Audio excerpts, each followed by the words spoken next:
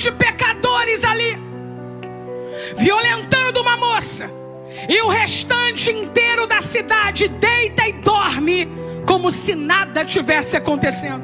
Eles toleravam uma classe terrível de pecadores como se não pudessem fazer nada. Mas nada pode ser pior do que saber que o levita dormiu. Existe algo acontecendo dentro da igreja moderna. Muita gente já está despertando para isso. É uma mistura de linguagem bíblica com linguagem ideológica. No momento as palavras são mudadas. Pecado não é chamado de pecado. Masculinidade vira opressão. Textos claros que durante toda a história da igreja tiveram uma interpretação são subvertidos à interpretação liberal da modernidade. E as pessoas passam a se chamar de cristãos, feministas, progressistas. Nesse vídeo vamos analisar mais alguma das frases da pastora Helena Raquel. Nesse momento, se você já conhece nosso conteúdo, você vai deixar seu like na confiança. Se você não conhece ainda, meu convite é que você não deixe seu like ainda, não se inscreva. Primeiro assista o vídeo até o final, aí sim considere se inscrever ou deixar o seu like somente se o conteúdo te agregar. Outro convite que eu queria fazer nesse momento é para você clicar no link que vai estar aqui na descrição dos padrões originais de fé de Westminster, os 10 documentos da Assembleia que Felipe Macedo, do CCD Podcast, juntamente com o pastor Joelson Galvão, estão fazendo esse financiamento coletivo que é para a impressão, a reimpressão de alguns exemplares físicos, porque atualmente só há eles em e-book no Amazon. Então, se você gostar da iniciativa, você também está convidado a participar clicando no link. Vamos falar do problema real por trás disso. Mais uma vez, nós não estamos atacando a irmã Helena Raquel. Consideramos que ela é uma cristã piedosa e sincera, mas que, infelizmente, possui vários pontos problemáticos em sua fala, e este será, mais uma vez, o nosso papel nesse vídeo. Infelizmente, a Helena Raquel tem sido um instrumento de algo muito maior por trás, que é quando discursos ideológicos e liberais adentram nos púlpitos das igrejas. Inclusive, o discurso dela é carregado de categorias progressistas e linguagem liberal total. O liberalismo ele não nega muitas vezes diretamente a escritura. Ele reinterpreta palavras como quando a crítica textual tenta fazer mudanças na escritura, tirando textos como o texto da mulher adúltera, dizendo que não é um texto inspirado, tirando várias passagens, como o final longo, se não me engano é de Marcos 16, e assim por diante. Então o liberalismo ele tenta sutilmente fazer essas mudanças. A Bíblia ela não é mais a palavra de Deus inspirada, ela passa a conter a palavra de Deus. Mas você de repente pode estar dizendo, o discurso da Helena não é assim direto como destes liberais. Mas veja bem, quando ela utiliza toda essa linguagem feminista, apresenta inclusive palavras que reinterpretam ali tudo que já foi falado durante a história da igreja, ela está caindo no mesmo erro dos liberais. Bloco 2 é a sociedade patriarcal. Dessas palavras, acaba sendo até jocoso ouvir isso, é o patriarcado, que é uma categoria muito utilizada por essas ideologias que coloca um vilão. O vilão é um termo que personaliza um problema. O patriarcado é o problema. E a mesma linguagem foi utilizada pela Helena. Mas é muito curioso quando uma pastora fala isso, porque a própria Bíblia, ela trata de sociedade patriarcal e de governo patriarcal, por assim dizer, da igreja. Toda a história da Bíblia, foram os homens, né, de Israel que lideravam suas famílias. Assim, a gente vê em Deuteronômio 1, versículo 1, quando Moisés reuniu o povo, escolheu homens fortes, experimentados, para liderar o povo. A mesma coisa ocorre no Novo Testamento, quando foram escolhidos ali presbíteros, anciãos, para governar também a igreja. O Senhor Jesus escolheu 12 apóstolos, 12 homens. O governo bíblico é um governo presbiteral. É isso que a gente vê na igreja no Novo Testamento. E é escolhido homens. Portanto, o problema, a Bíblia nunca colocou a masculinidade ou o patriarcado na linguagem das feministas e da Helena Raquel, não é mesmo? Não colocou como um problema, mas sim, o problema sempre foi pecado. E ela usou o livro de Juízes para fundamentar isso. Porém, o livro de Juízes não trata o patriarcado como um problema. Ela descreve um povo apóstata e, portanto, um povo perverso.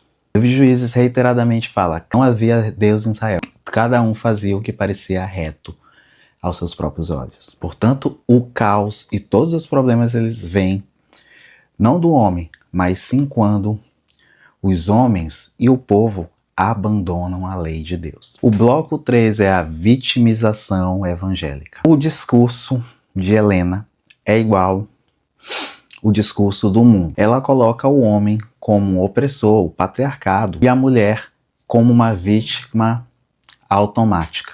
Portanto, ela não faz uma abordagem pautada numa antropologia bíblica, por assim dizer, e sim em teoria social moderna. A Bíblia não esconde os erros.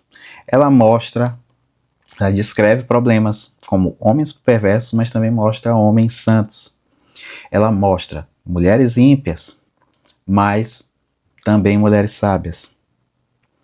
Mostra homens covardes, opressores, mas também mostra mulheres manipuladoras, como a mulher de Provérbios, que lisonjeia.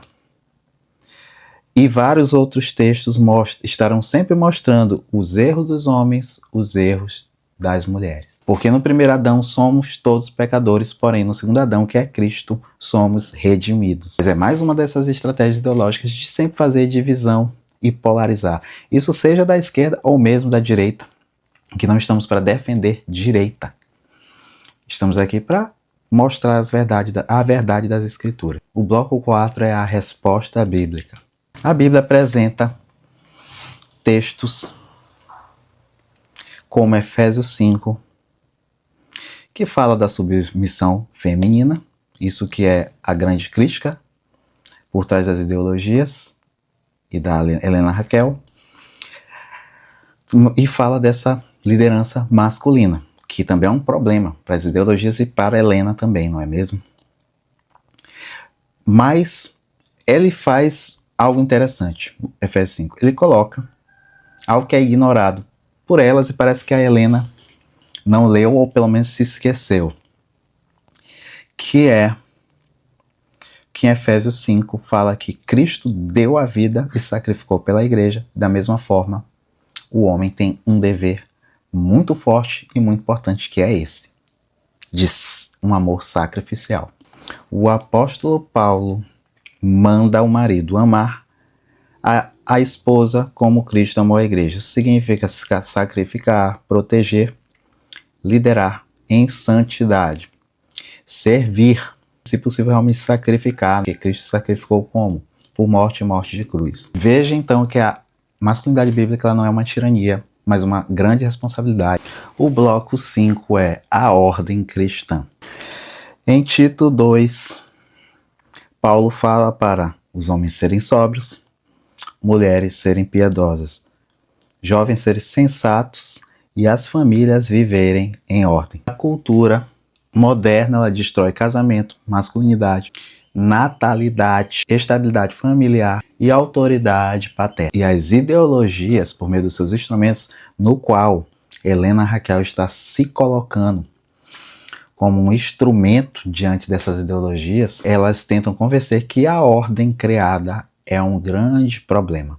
e é o problema. Um dos grandes problemas também que Helena coloca é redefinir palavras. Por exemplo, em seu vídeo lá, assim como os liberais fazem, redefinindo palavras, tirando textos, reinterpretando coisas que historicamente, durante todos as exegetas, os teólogos na história da igreja, reformadores, pais da igreja, tinham uma interpretação. Ela apresenta interpretações modernas e liberais, quando ela reinterpreta o termo sodomita.